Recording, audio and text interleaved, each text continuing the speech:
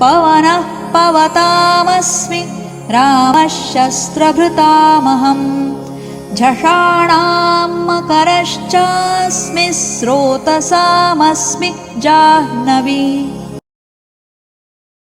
पवन पवतामस्मि राम शस्त्रभूतामहं झषाणां मकरश्चास्मि स्रोतसामस्मि जाह्नवी।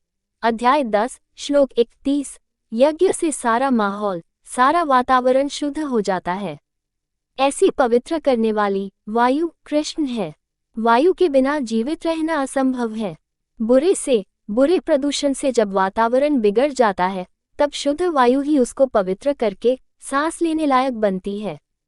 और यह वायु कृष्ण है। जो शस्त्र उठाते हैं युद्ध करते हैं उनमें कृष्ण श्री राम है।